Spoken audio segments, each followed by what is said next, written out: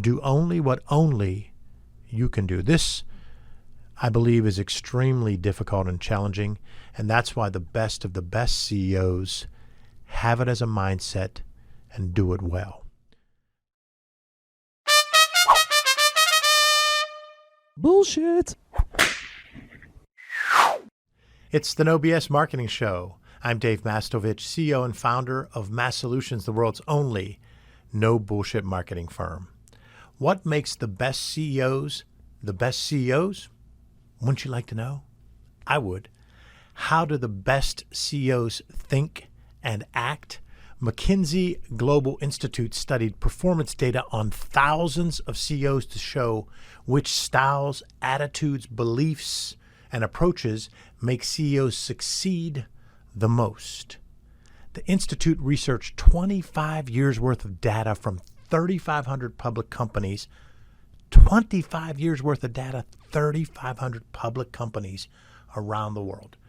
The results showed that excellent CEOs had these 6 mindsets. Are you ready? Are you ready to hear the 6 mindsets of the best CEOs of the last 25 years? They're not ranked, but I'm going to use numbers because you know how I am. I end up getting passionate and exciting and might mess things up and not make it as simple and clear for you as possible. So the first one is they focus on beating the odds. They have a mindset that's focused on beating the odds. When you look at that from an approach, it's saying that they know that what they're doing isn't necessarily the easiest path. It's probably not the most commonly done path. They know that their odds maybe aren't really that good. Think of Elon Musk, who's probably one of those best CEOs. And if you've think about what he's done with Tesla, or if you happen to buy some Tesla stock in the past year or two, you're feeling pretty good about Elon Musk. You talk about focusing on beating the odds. That's got to be his mindset. And there are so many other CEOs. As I've said before, before we turn this mic on, I was talking to Marcel and I said, I have to watch. I don't want to just start blurting out all kinds of names of different people, leaders that I've worked with or seen or that I admire, because I'll end up missing someone or I'll put someone on that's controversial. But that one just popped in my head, Elon Musk. And so I already went against what I had planned to do here. But the first mindset is focusing on beating the odds. The second trait that I'll mention is they manage performance and health. They manage performance and health. There's all kinds of meanings here. They manage performance of the company. They're held accountable for that from a financial standpoint and operational standpoint. They manage the performance of their team. So they're managing the health, the financial health of their team and the financial health of their organization. But they manage their own health. They manage their own performance and their own health, which is significant, because the workaholic syndrome of the 70s, 80s into the 90s is still somewhat pervasive, but I think now and in the last 20 years, we've seen more and more leaders realize that while we won't get exactly the type of balance we want, we need to focus on balance. We need to focus on financial health, but we also need to focus on our personal health, fitness, how we eat, how we spend our time. There are some young people out there that maybe have aspirations to be CEO. Maybe there are some new CEOs out there, or even the cagey veteran CEOs. It's a lonely job. Trust me, it's a lonely job. People say to me, why do you do these things you do for personal and professional growth? They'll ask me, you're in this organization called Vistage? What is that? And I tell them it's the largest chief executive organization in the world that has groups of chief executives that work together with a board chair, a facilitator, and you get the chance to work together and process issues about each other and each other's companies. It's a peer group. It helps with isolation. So when people ask me, why did I join Vistage? I say, because I think that it helps me with personal and professional growth. It helps with that isolation that I mentioned. Why do I go to Toronto to hear from Dan Sullivan and his team at Strategic Coach? Well, the reason I'm doing that is because Strategic Coach is all about entrepreneurs and our mindset and the entrepreneur time management system, focusing on our unique ability, which I'll touch on when we get into one of the other traits. With isolation, it comes down to this. You want to be a professional, but you also want to build a culture with your leadership team and your entire team. So you want to ask their opinion, but you also have to be strong and not always just vent to them and not always show them that you're down or anything like that, and maintain your emotions as best you can. And you also have to keep some things private to yourself, just because there's so much going on in a company and there's so many different people that you can't possibly update everybody at the right time with the same amount of information. So that leads to some isolation. And isolation has you alone with your thoughts, which can be really good. I believe focused time and time to decompress and time to ponder things is extremely valuable. But not having someone to talk to is also extremely challenging. And so these top CEOs with these 6 traits were able to overcome isolation because they managed themselves. So the best of the best manage their performance and their health. They're tending to focus on their physical fitness, their sleep patterns, their mindset, what they eat. Every year I sit down and I make my SMART goals from a personal level and a professional level. And I don't show them to too many people, but you guys know on the No BS show I'm kind of an open book.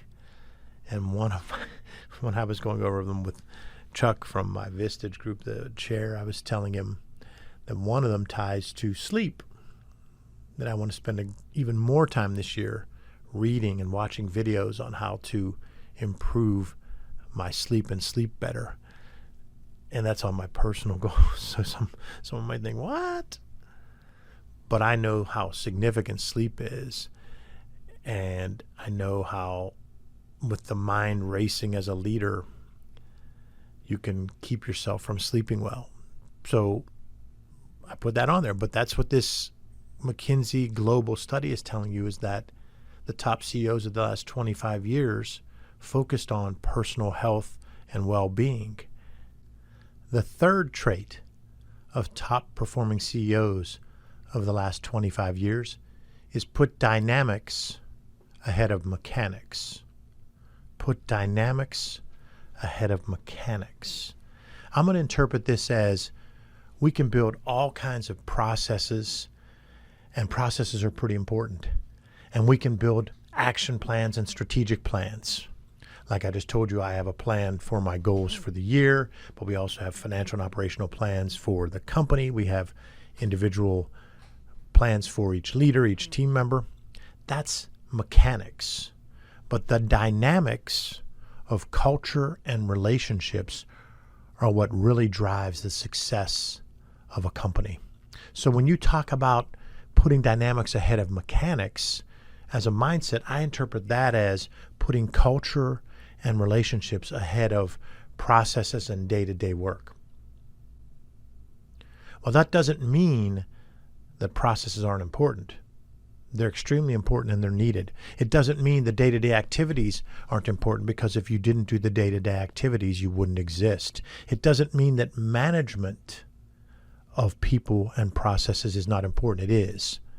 But culture, relationships, and leadership are more important than processes and management. And that's why they put those ahead. And it's that phrase of working on the business instead of in the business. They put dynamics ahead of mechanics. Culture and relationships and leadership above day-to-day activities, management and processes. All of those are important, but culture and leadership drive the organization. The fourth one is they help their directors help the business. I'm going to interpret directors as management. So they meant directors like it could have meant their top directors, could have meant the board of directors, could have meant senior level people, but I'm just going to interpret that as They let their team leaders lead, but they help them.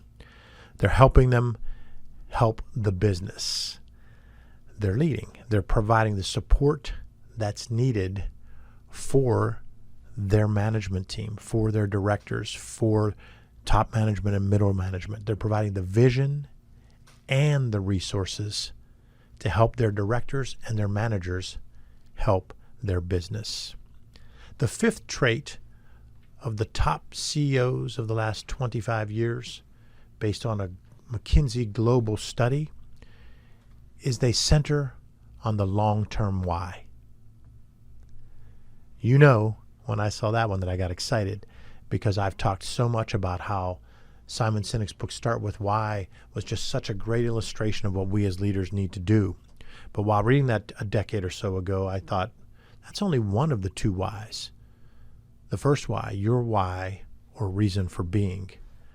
The CEO needs to clearly articulate your why or reason for being. But you also need to understand and continually understand your customer's why or reason for buying. So these two whys are what really need to drive the company. And the top CEOs of the last 25 years saw focusing on the long-term why as one of these six major traits. The sixth trait of the top CEOs of the last 25 years is do only what only you can do. Do only what only you can do. This, I believe, is extremely difficult and challenging, and that's why the best of the best CEOs have it as a mindset and do it well. I will say humbly, I need to do this better. Do only what only you can do is extremely important, and it's focusing on your unique ability. It's focusing on the things that only you can do or that you do better than everyone in the organization. One of the problems is, especially with small and medium-sized businesses, is that we think that wearing multiple hats is great, and we think that that's the right thing to do, and we think that we're saving the company time or money, or we think that we're helping a team member by us doing something ourselves. And we think if we work harder and we're more dedicated and get things done, we're helping the company. There's some truth to that, but it's a bias that also hurts us as CEOs, and it's hurt me, and it's held me back. I've committed for years to try and improve, and I believe I have, but I have a long way to go. And that's why when you look at the best of the best CEOs, they had this mindset, and they probably are accomplishing it much better than me. And I'm not saying that to be negative and to beat myself up, because I'm very satisfied and happy and continually driving to get better and passionate and really enjoy where our company is and what I do. But I also know that there are things that I'm competent at that I still do. And there's probably someone those drain me. I'm competent at something, but I still do it and it drains me. Someone else might be better at it than me, and they actually love it, and they probably cost less than me. So the purpose there is, again, a lot of focus on this in strategic coaches, making sure that you're focusing on your unique ability and what energizes you, and then giving the other tasks to people that you just assume no one's going to necessarily like that task, or that there aren't many people that like that task. But time and again, I've learned that there are things that were draining to me that I just didn't think were the greatest thing to do. And others said, I love doing that, because that was part of their unique ability. Give you a concrete example. I can produce stories and messaging at all levels, but I should only be doing what only I can do. So while I could jump in a pinch and map out a story pitch and draft a press release and do some of that level writing, I shouldn't really be doing that, because I have so many other people that are more passionate about that and probably are better at it than me. And obviously they're not, my time is better suited on that, and their time is better suited on that, and mine's better suited on my unique ability. So we have to think like that as leaders, and it becomes a challenge, because CEOs have to manage that. We need to only do what only we can do. That's the sixth trait. McKinsey Global Institute surveyed CEOs over the past 25 years from public companies, 25 years worth of data from 3,500 public companies, and they noticed there were six mindsets, six traits of the best CEOs. Number one is focusing on beating the odds. They had a mindset of focusing on beating the odds. They didn't expect the odds to be in their favor. A second one is they managed performance and health of the company and themselves. Another one is they put dynamics ahead of mechanics. Dynamics, culture, leadership, relationships ahead of mechanics, process management. Fourth one is they help their directors help the business. They help their leadership teams lead and get done what needed to be done. They helped them with resources. They provided them support. Another one is they center on the long-term why. And the sixth one is they only do what only they can do. Only do what only you can do. So you're focused on your unique ability and the thing that you bring to the table that brings the most value. You're not doing things that you're able to do and you're competent at, but someone else is probably better at and someone else is more energized by and someone who costs less can do. So only do what only you can do. Those are the 6 mindsets of the best CEOs based on the McKinsey Global Institute study of 25 years worth of data on 3,500 public companies. We can all take all 6 of these and apply them regardless of what our position is. Sure, this is about the top CEOs, but we can all apply these, particularly if we're leading a team and particularly if we're leading a company. These 6 mindsets will help us leverage our strengths and help lead and drive our companies to greater success. Thanks for listening to another episode of the No BS Marketing Show, recorded in our own studio, The Lair, in bold, beautiful downtown Pittsburgh, Pennsylvania. Remember, ask yourself, what's the big idea? And build your story around the answer. It's all about bold solutions, no BS.